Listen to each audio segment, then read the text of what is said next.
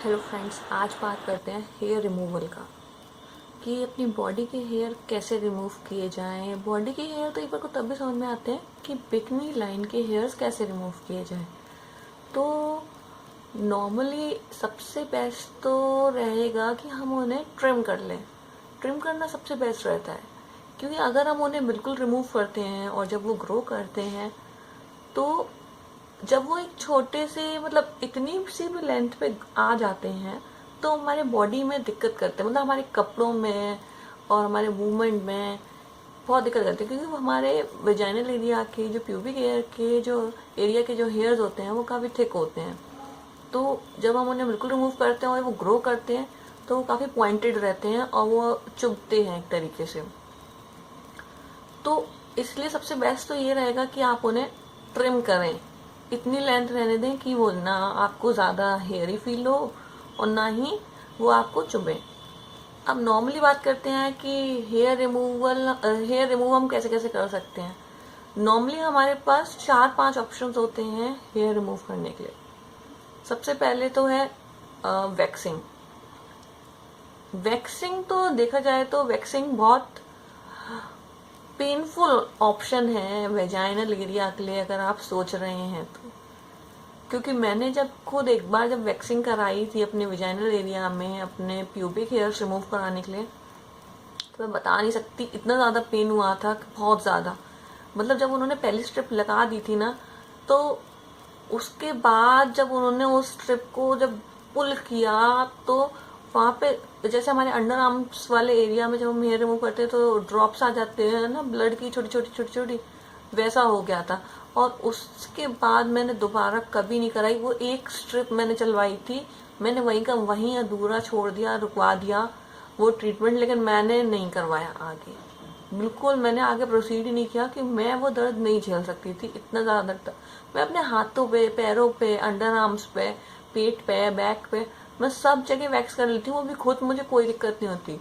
लेकिन जो pubic area था, बिकनी लाइन एरिया था, मैंने उस दिन वहाँ वैक्स कराई। उसके बाद मैंने दोबारा कसम खाली में वैक्स नहीं करा सकती। बहुत पेनफुल होता है। अगर आप में हिम्मत हो तो ही आगे बढ़िएगा उसके लिए। अब नेक्स्ट ऑप्शन आता है, सेकंड ऑप्शन आता है हमारा लेज़र। लेज़र हेयर रिमूवल बहुत कॉस्टली होता है, इजीली हर कोई अफोर्ड नहीं कर सकता। तो हमें ऐसे ऑप्शन के बारे में बात करनी है जो चीप भी हो, इजीली अवेलेबल भी हो और हर कोई अफोर्ड कर सके। ठीक है, तो ये तो कैंसिल हो गया हमारा। वैक्सिंग बहुत पेनफुल है, आप चाहें तो करें, नहीं तो नहीं है। मैं तो नहीं कर सकती और मेरे ख्याल से बहुत से लोग बिल्कुल नहीं प्रेफर कर पाते होंगे। तीसरा आता है हमारा रेज़र। रेज़र आप यूज़ कर सकते हैं, लेकिन डिपेंड करता है कि आपकी बॉडी के हेयर्स कैसे हैं। जैसे मेरी बॉडी के हेयर्स कैसे हैं, वो थिक हेयर्स हैं मेरी बॉडी के। ओवरऑल बॉडी पे अगर मैंने बीच में रेज़र यूज़ किया था, मैंने 2-3 महीने, ये लॉकडाउन पीरियड में, तो मैंने देखा जिस दिन मैं रेज़र यूज़ करती थी बाथिंग टाइम में, तो उस दिन तो स्किन बहुत अच्छी रहती थी, लेकिन अगले दिन ही मेरे हेयर्स पोक होना स्टार्ट हो जाते थे, ग्रोथ होनी स्टार्ट दिखने लग जाती थी। तो वो अजीब जगह हम हाथ फेरते थे, मैं हाथ फेर रही हूँ मान लो अपने हाथ पे रिमूव करने के बाद, तो वो चुभते थे इस जगह पे, ऐसे अपोजिट डायरेक्शन में। ऐसे ही सेम होता था लेग पे, और लेग के हेयर्स मेरे थोड़े ज़्यादा हार्ड हैं, तो मैं प्रेफर ही नहीं कर सकती रेज़र। हाँ, ये ज़रूर है कि मुझे सडन किसी पार्टी में जाना है और हेयर रिमूव करने हैं तो मैं ये प्रेफर कर सकती हूँ रेज़र। मैंने इसीलिए एक रेज़र लेके रखा हुआ है, लेकिन रेज़र मेरे लिए बिल्कुल बेस्ट ऑप्शन नहीं है। और प्यूबिक एरिया पे देखा जाए, बिकनी लाइन पे देखा जाए, तो मैंने एक दिन रेज़र यूज़ किया था तो मेरे वहाँ कट लग गया, और वो कट काफ़ी दिनों तक सही नहीं हुआ और उसमें पेन रहता था। एक तो वो एरिया इतना सेंसिटिव होता है, तो हम अगर वहाँ पे रेज़र यूज़ करते हैं और वहाँ की स्किन सेंसिटिव है, स्मूथ है, बहुत जेंटल है, तो इजीली कट लगने के चांसेस रहते हैं। और वैसे ही वहाँ की स्किन थोड़ी इतनी कर्वी होती है, तो अगर स्मूथ स्किन है, बिल्कुल सीधी है, स्ट्रेट है, तो रेज़र करना इजी है। लेकिन अगर कर्वी स्किन है, कर्वी पार्ट है बॉडी का, वो तो इतना इजी नहीं रहता है। नेक्स्ट बात करते हैं हेयर रिमूवल क्रीम।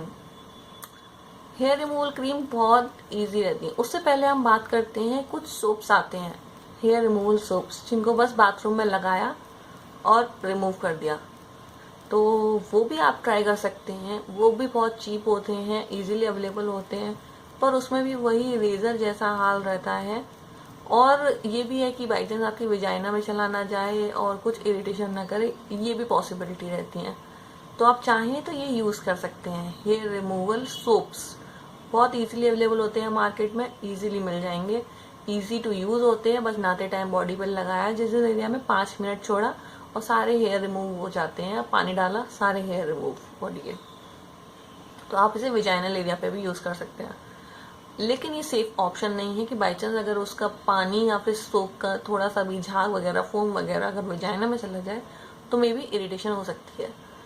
अब जो 5वां हमारा ऑप्शन है वो है सबसे बेस्ट ऑप्शन, वो है हेयर रिमूवल क्रीम।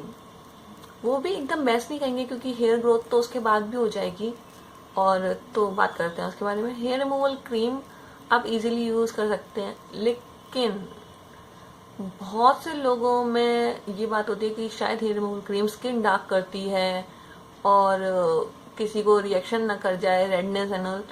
तो एक हेयर रिमूवल क्रीम होती है जो स्पेशली बिकनी लाइन के लिए बनी होती है, और वो है Everteen. Everteen hair removal cream वो स्पेशली बिकनी लाइन एरिया के लिए बनी हुई है। वो आप इजीली यूज़ कर सकते हैं और उससे स्किन डार्कनिंग भी नहीं होती। लेकिन आजकल के टाइम में आपने वीट वगैरह भी यूज़ किया होगा, अगर नहीं किया है तो मैं उसका डेमो दे दूंगी, उसको भी आप यूज़ कर सकते हैं और देख सकते हैं कि स्किन डार्कनिंग उससे भी नहीं होगी। आप उससे भी हेयर रिमूव कर सकते हैं अपनी बिकनी लाइन की विदाउट एनी हेजल। बिना किसी दिक्कत के आप हेयर रिमूव कर सकते हैं अपनी बिकनी लाइन के उससे भी। लेकिन खर्चा तो हमें इसमें भी करना पड़ा। तो एक और पॉइंट पे आते हैं जो कि है DIY।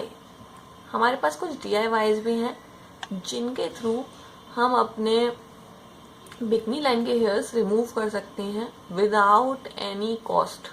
मतलब हमें कुछ एक्स्ट्रा खर्चा नहीं करना, कोई क्रीम नहीं मंगानी, कोई रेजर नहीं, कोई वैक्स नहीं, कोई स्ट्रिप्स नहीं, कुछ नहीं।